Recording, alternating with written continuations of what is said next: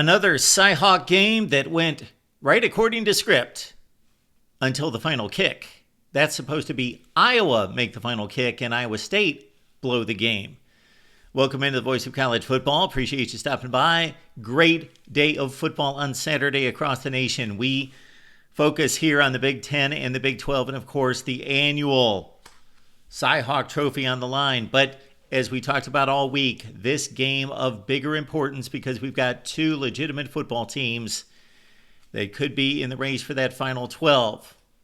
Iowa State, Iowa, gunning for a 4-team playoff was a joke in the past. But gunning for a 12-team playoff, yes, legitimate game, the most important in the history of the series.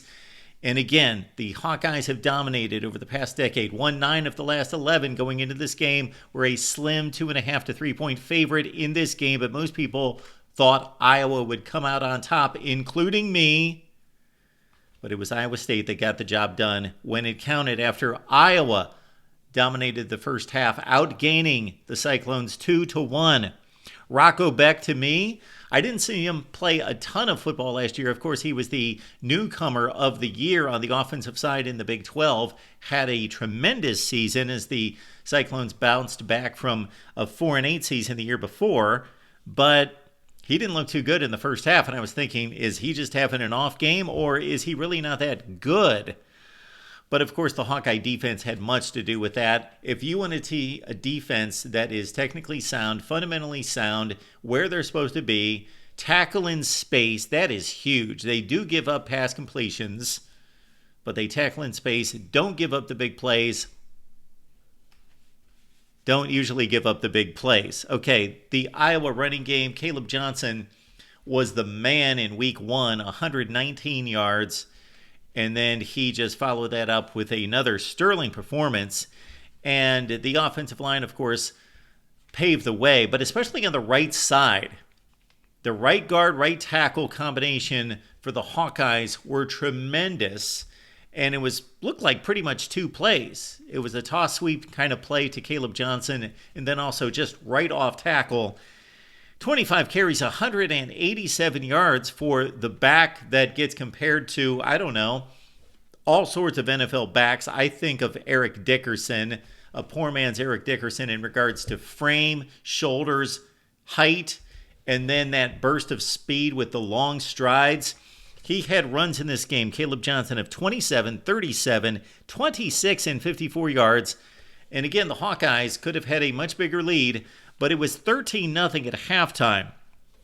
One other impressive note here about the Hawkeye offense, at least in the first half, is that even though they were having success with Caleb Johnson, they didn't just run all the time. They offset that with 80 yards passing from Cade McNamara, and in one sequence in particular, in which they scored the field goal that led into the intermission at 13-0, after they had ran Johnson time and time again with positive plays, they didn't fall into the trap of being that predictable. They had one of the key plays off of that drive was a play action from Caleb Johnson.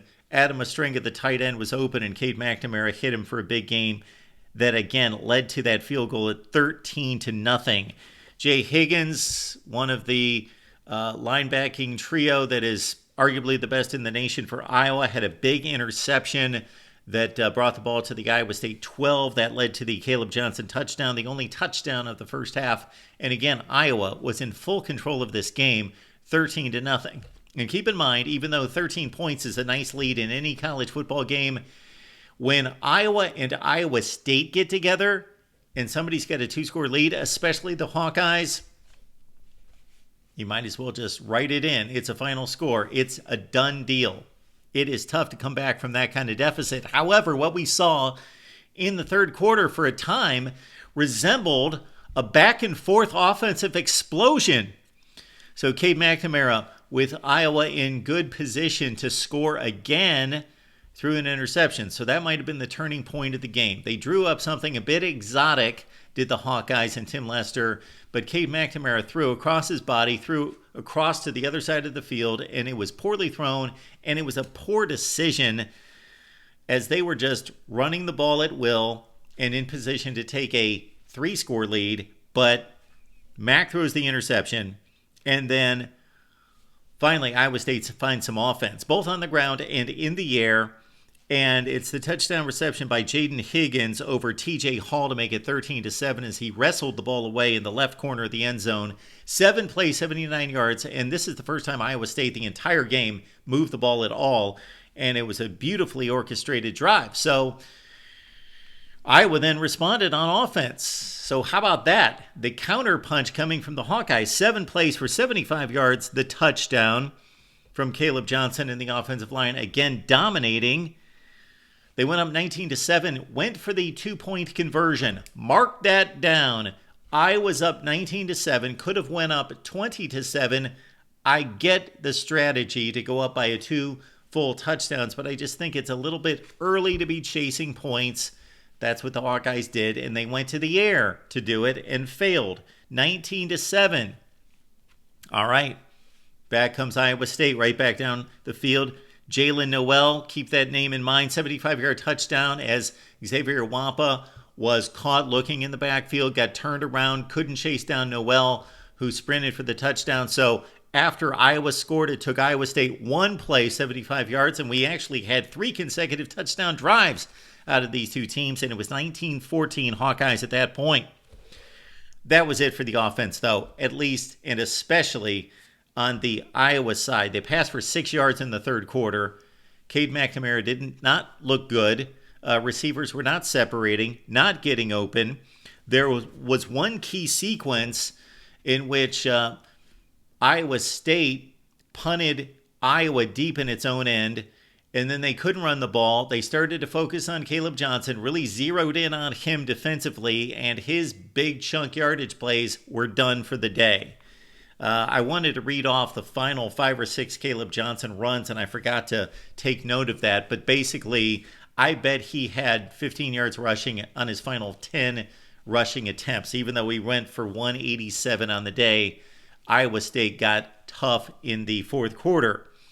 And there was one particular sequence, and when the game goes down to the final play, there's a lot of these what-ifs of plays that were this close. They could have gone either way, and this was one of them. Iowa in its own end, 3rd and 12. Cade McNamara with a nice square-in route to Reese Vanderzee, and it looked like McNamara made a bad throw and overthrew him, but Vanderzee was caught up by the cornerback. Could have been called pass interference downfield, but it was incidental contact. By my eyes, they obviously didn't call the PI. And he was clipped by the cornerback. It threw off the timing of the route. It would have been a first down for Iowa. Instead, they were punting from inside their own 10, and Iowa State was able to set up at midfield at the 49. Iowa State, interesting stat here, averaging just 3.4 yards per play in the first half, 9.8 yards per play in the second half. They kicked the field goal as they, again, as we talked about all week, here at the Voice of College Football, Iowa State was going to have to kind of go against their what has been the tendency in the past by Matt Campbell to actually squeeze down this game and play right into the hands of Kirk Ferentz in Iowa. No, you got the passing game. You've got arguably the best wide receiver core in the Big 12. Don't play crazy, but open it up and let Rocco Becht start to make some moves downfield. That's what they did. They moved it down into field goal range, and it was 19-17 after they converted. And again, Iowa State, series after series, bottling up Caleb Johnson. Iowa's final 6 series, 5 punts and a pick. And they did have their opportunities. Caleb Brown raced downfield. He was open. He had a couple steps on the defender. Cade McNamara underthrew him woefully. It was almost picked off. Should have been a touchdown play, and that certainly would have been a big play for Iowa and probably would have won them the game.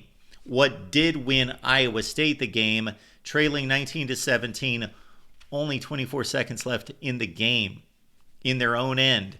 But they dialed up the wheel route to their best wide receiver, Jalen Noel. 5 catches, $133 on this day. He got Sebastian Castro, one of the best defensive backs in the country, turned around on the wheel route again. That is cutting outside, kind of a rounded, square pattern to the sideline. Then you turn it upfield. Boom. Beck threw a rocket. It was perfectly placed, perfectly on time. It was a dart, and they took it for, I believe, 40 yards. But they were still on the fringe of field goal range. They still had a distance kick to make, and they tried to get in. They should have been able to get in several plays because there was 24 seconds after they completed the play downfield to, I believe, the 38-yard line. But they threw the ball in bounds. The tight end did not get out of bounds on the quick pass to the sideline. Good play there by Kyler Fisher. Made an excellent play to keep the tight end in bounds, run the clock. They were a bit slow in spiking the ball.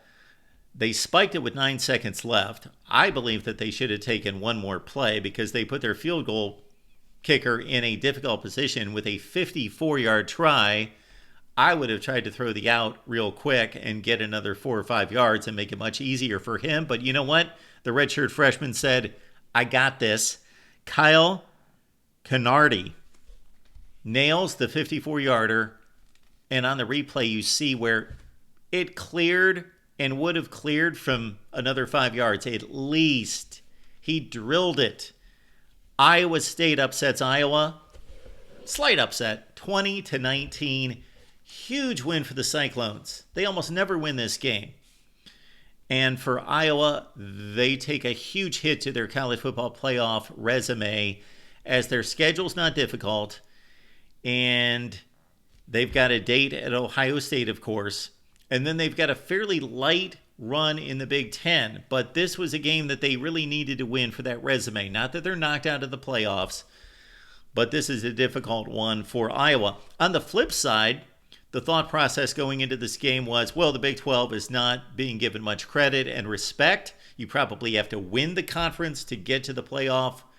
But now Iowa State forges a win outside the conference. Of course, they're now rooting for the Hawkeyes to run the table or finish with an excellent 10-2 record, let's say, to boost their resume. And so now maybe Iowa State would be the best positioned team in terms of non-conference wins in the Big 12 to possibly get a second team in the Big 12 into the college football playoff. For the Hawkeyes, they've got a date in 2 weeks after the Troy game. They open Big Ten play at Minnesota. Then they've got Ohio State on the road right after that. For the Cyclones, they are going to be easily favored in their next 6 games before they travel to Kansas. Not that they're going to win those games. Look at Notre Dame and Northern Illinois, so don't mark them down quite yet. But it's a huge win for Iowa State over Iowa. Your comments and questions below. Let's talk it up. And the path to the playoffs for Iowa and Iowa State. Do you think there could be a second Big 12 entry into the college football playoff? Leave those comments down below, right here at the Voice of College Football.